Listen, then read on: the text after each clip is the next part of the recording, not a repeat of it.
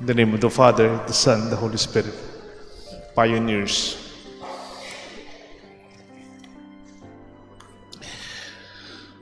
Judaism, a religion established in solid ground, was as far as creation. Genesis, Exodus, Leviticus, Numbers, and Deuteronomy. The foundations of the faith where Jesus came from is far beyond him. Judaism is so structured in its teachings, its laws, its traditions, and the hierarchy of the Jewish religion are so established and documented. On the other hand, Jesus and his disciples dared to venture into a unique journey like no other. They started with nothing at all other than Jesus and his word and their faith in the Holy Spirit. They really began and literally from the beginning, no patterns to follow, no history to refer to, and no references as guide for Christianity. Following Jesus in total trust and confidence in him as they plunge into the unknown. One day at a time, Jesus took its experience as a leap of faith. Like the first reading in Isaiah 6. Then he heard the voice of the Lord saying, "Whom shall I send? Who will go for us?" And Isaiah said, "Here I am, Lord, send me." This statement is daring to pursue God's will and knowing what is beyond. The first disciples in this gospel can be seen in the same situation as beginners, pioneers, and trailblazers. Kung tignan po ninyo yung pinanggalingan ng reliyon ni Jesus, baka gusto niyong tanong sa akin, Father Deo, ano yung religion ni Jesus? Hindi siya Kristiyano. He is Jewish. Judaism is the religion. Kaya he goes to the synagogue.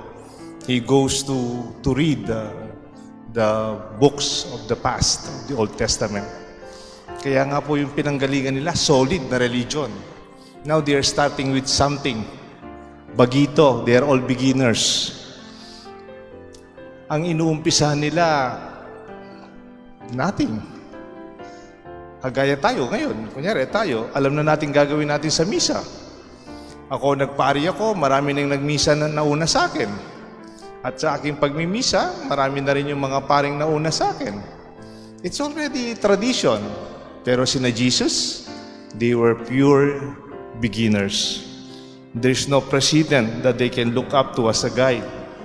The disciples cannot hold on to anything for an example or model to learn from. They really have nothing to rely on directly on whom to call them. Hence, mistakes are expected, misinterpretations, and even misunderstandings happen along the way.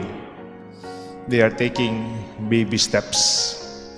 There will be rough, ragtag team where we see common corrections, Jesus teaching his disciples from scratch, from the start. I think no one among them except Judas has a background about Judaism. Kung tingnan po ninyo yung 12 followers of Jesus, hindi man sila educated. Hindi man sila magaling sa pananampalataya. They did not come from the synagogue or the temple.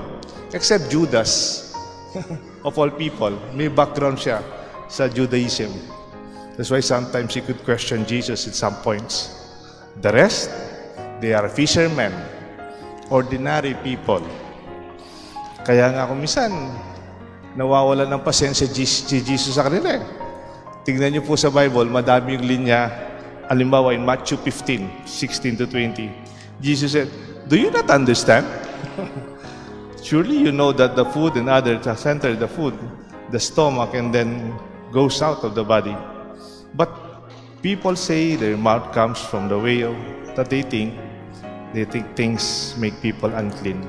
Parang si Jesus literally kailangan niyang ituro sila. Wala silang background. Parang nag-venture kayo sa construction, Ni isa sa kanila walang engineer, walang architect, walang foreman, walang kalpintero. They're starting something with nothing.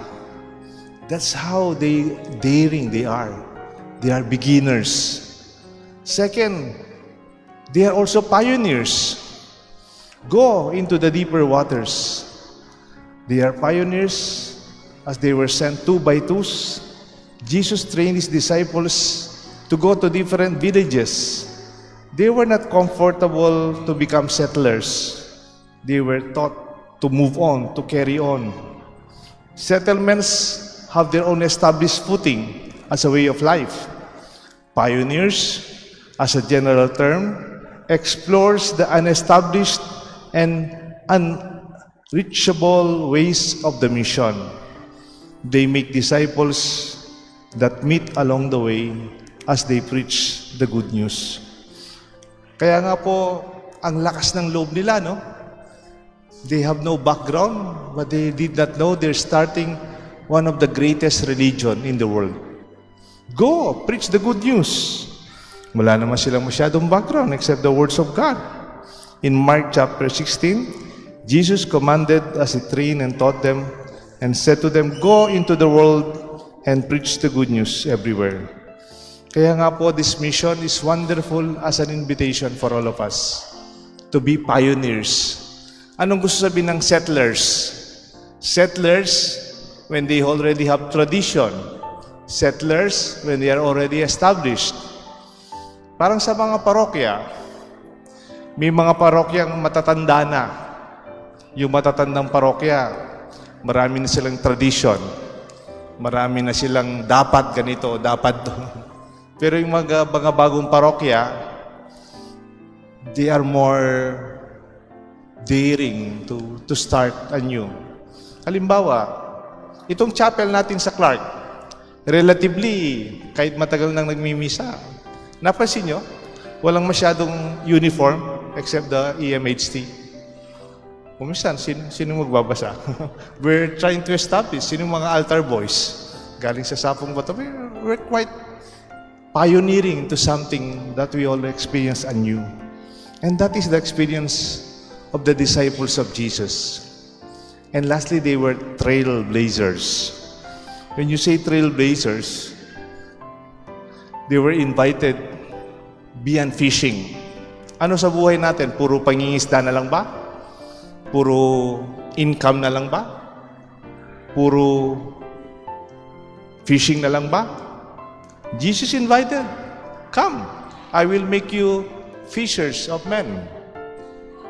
When Jesus ascended to heaven, he said to his disciples, "Explore and continue and baptizing all of them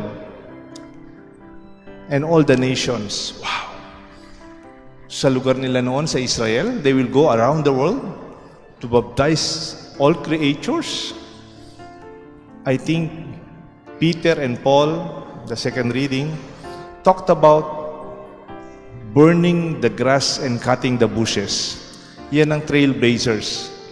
If there is no way, we will make one. They make roads into the unknown, the lands of the Gentile, and they explored farther. They faced the danger of the uncharted territories and entered different mixed cultures and languages. Part of their adventure is the exploration, and they were all martyred except John. Looking back, these beginners, these pioneers, and trailblazers in faith established a church far beyond your imagination. Imagine 2,000 years ago, itong apat na tinawag niya, John, Peter, James, and Paul. They were all beginners. Later on, nangangapa silang pioneers, and they were brave enough to trailblaze. Parang walang daan, gagawa tayo ng daan. Like the expression of one of the generals against the Romans. And after 2,000 years, we look back, we have 1.3 billion Catholics. We have 2.4 billion Christians. It started with these beginners. It started with these pioneers. It started with these trailblazers.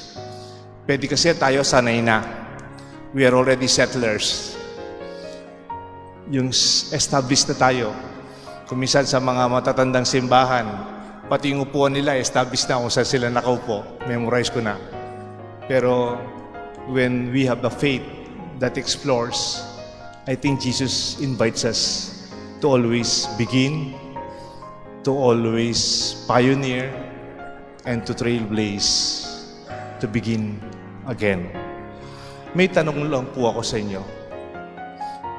Do not be afraid to begin. It's never too late. Can you begin something in your faith? Maybe to invite somebody, your neighbor, your friend, and even your family. Look at Peter. He's already very old. He left everything and followed Jesus. It was a new beginning. It changed his life. It changed our life. Second, pioneer beyond settlement. Move on. You can be settled. Okay na ako dito. Dito na lang tayo. Do not rock the boat. Do not invite something new. Why not? Why not pioneer? Why not begin something in a new horizon, far beyond what is ordinary and given? And lastly, can we trailblaze and explore possibilities in faith beyond the fish? Ano pa kaya? Ano sa buhay natin? Mangingisda na lang ba tayo? Jesus is telling us, go. This time, try to catch men and women in the faith. The real miracle here, hindi naman yung wala silang isda, nakuha, at biglang maraming isda. So what? The next day, kung naubos na yon. What is important here, the real miracle, the hearts of Peter, James, John, they were caught up into the wonderful net of God's love. Let this be our invitation. Let us begin. Let us be pioneers and trailblaze in our faith. The Father, the Son, and the Holy Spirit. Amen.